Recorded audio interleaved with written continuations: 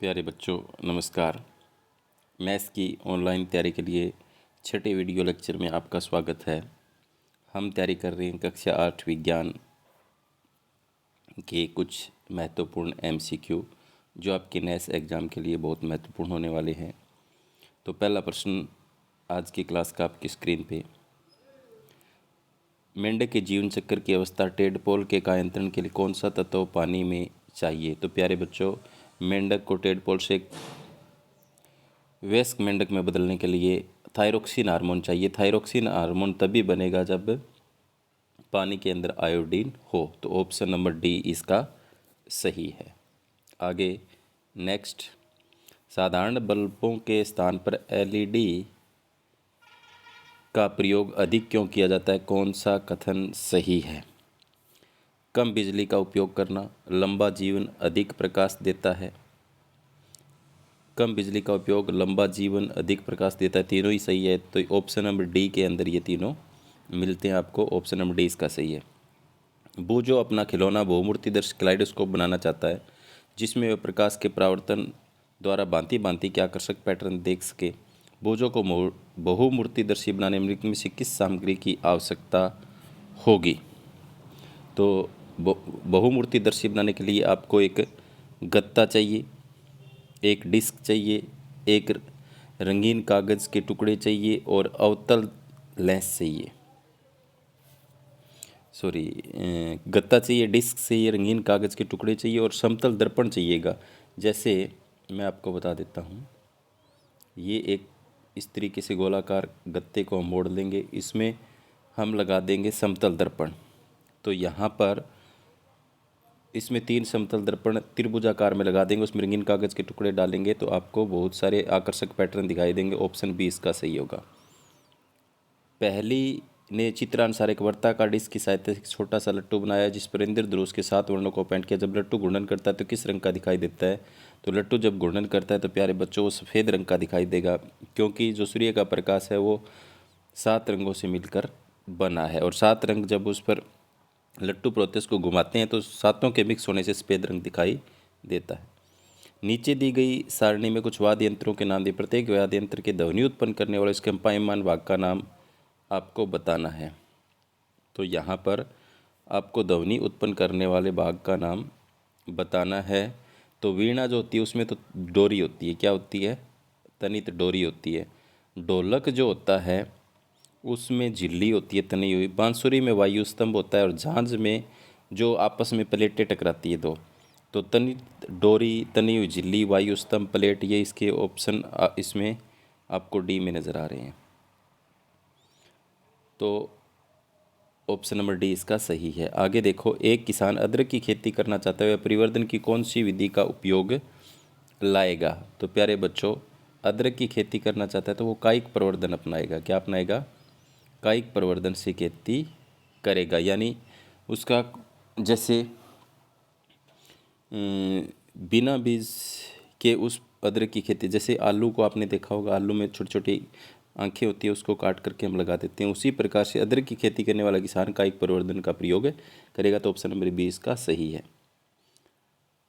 आगे नेक्स्ट, आपके घर के बगीचे में बहुत सारे पेड़ पौधे हैं, उन पौधों से गिरने वाली पत्तियों के निपटान के लिए सर्वोत्तम तरीका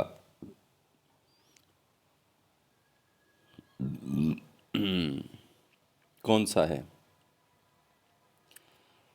पत्तियों को बगीचे में बिखरे रहने देंगे, पत्तियों को एकत्रित करके जला देंगे, पत्तियों को एकत्रित करके नदी या तालाब में बहा देंगे, पत्तियों को एकत्रित करके गड्ढे में डालकर कंपोस्ट बनाएंगे।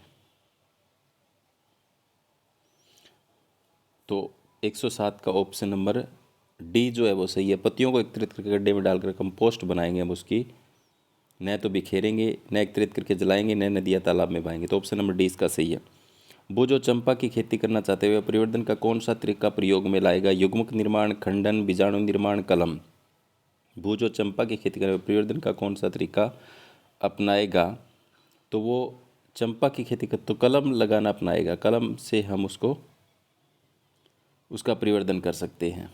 आगे है, जल का उपयोग करने से पूर्व उसमें क्लोरीन की गोलियां मिलाते हैं, क्यों मिलाई जाती है।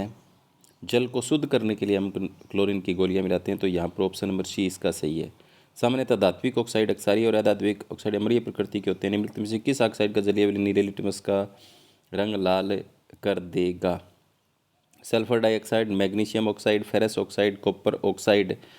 तो यहाँ पर 110 का ए जो है उसमें क्या है, मैग्नीशियम ऑक्साइड, फेरस ऑक्साइड और कॉपर ऑक्साइड तीनों तो धातु के ऑक्साइड हैं, वो तो क्षारकीय हैं। लेकिन अधात्विक ऑक्साइड सल्फर डाइऑक्साइड है, यहाँ पर यही करेगा नीले को लाल। तो यहाँ पर इसकी प्रकृति अम्लीय होगी, इसलिए नीले को लाल करेगा। तो ऑप्शन नंबर 1 इसका सही है। 2 गज की दूरी, मास्क का जरूरी नारा किस बीमारी से संबंधित है? तो ये तो सभी को पता है, कोविड-19 से संबंधित है। ऑप्शन नंबर बी इसका सही है। ईंधन के ऊष्मीय मान को किस मात्रक द्वारा प्रदर्शित किया जाता है? तो प्यारे बच्चों, ईंधन के ऊष्मीय मान को किलो जूल प्रति किलोग्राम के द्वारा प्रदर्शित किया जाता है। तो 112 का डी है। कैसे लिखा जाता है? किलो जूल प्रति किलोग्राम। समाप्त होने वाले प्राकृतिक संसाधन कौन से हैं? प्रकृति में सीमित मात्रा में होते हैं, प्रकृति पर निर्भर नहीं होते, प्रकृति में असीमित मात्रा में होते हैं, मानवीय क्रियाकलापों से समाप्त नहीं होते। तो 1 से 13 जो है उसका ए आएगा। प्रकृति में समाप्त होने वाले संसाधन जो सीमित मात्रा होती है उसकी, इसलिए वो समाप्य संसाधन है। भारत में पेट्रोलियम संरक्षण अनुसंधान संघ लोगों को सलाह देता है कि गाड़ी चलाते समय किस प्रकार पेट्रोल डीजल बचाएं। अपनाए गए तरीकों में से कौन सा तरीका सही नहीं है? जहाँ तक संभव गाड़ी समान और मध्यम गति से चलाएं, सही है। यातायात लाइटों पर जहाँ प्रतीक्षा करें गाड़ी का इंजन बंद नहीं करें, ये गलत है। टायरों का दाब सही रखें, सही है। गाड़ी का नियमित रख रखाव सुनिश्चित करें, ये भी सही है। तो ऑप्शन नंबर बी इसका गलत है।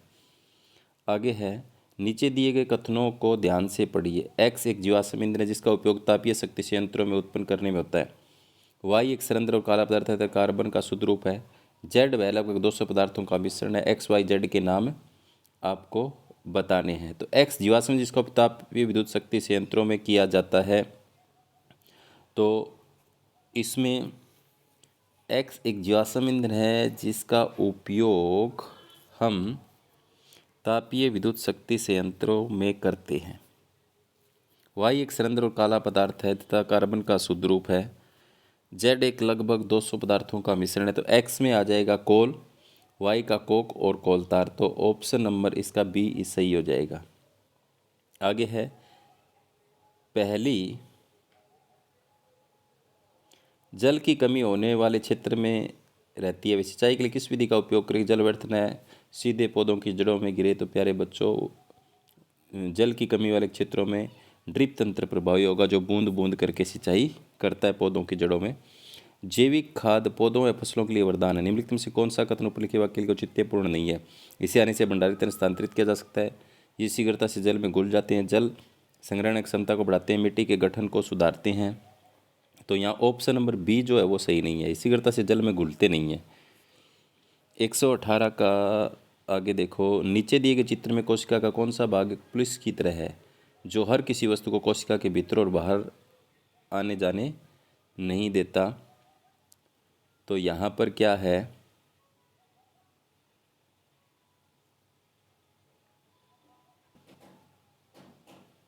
तो ऐसा पदार्थ कौन सा है, ऐसा कोशिका कौन सा भाग है जो किसी वस्तु को कोशिका के भीतर और बाहर आने जाने नहीं देता? कोशिका झिल्ली, रिक्तिका, केंद्रक और डी कोशिका द्रव्य। तो यहाँ पर कोशिका झिल्ली जो है वो ये काम करती है। तो ऑप्शन नंबर ए इसका सही है। नीचे दिए गए चित्र में ए ब द को क्रम से पहचानिए। तो ए जो है वो क्या है? ए तो सबसे बाहर वाली परत आपको दिखाई देती कोशिका झिल्ली है। इसमें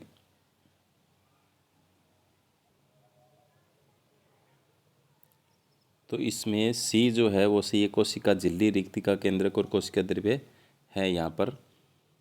तो आगे ऑप्शन पहली को उसकी शिक्षिका के ने सूक्ष्मदर्शी द्वारा स्लाइड को दिखाकर उसे सूक्ष्म लक्षणों का अध्ययन करवाया। दी गई स्लाइड उसने निम्न चित्र को देखा। स्लाइड में दिया गया चित्र रक्त कोशिका, तंत्रिका कोशिका, पादप कोशिका, जंतु कोशिका। तो प्यारे बच्चों, ये जो चित्र दिया हुआ है वो पादप कोशिका का है, क्योंकि इसमें कोशिका झिल्ली और कोशिका झिल्ली के बाहर कोशिका भित्ति दिखाई आपको दे रही है। तो ये पादप कोशिका का है।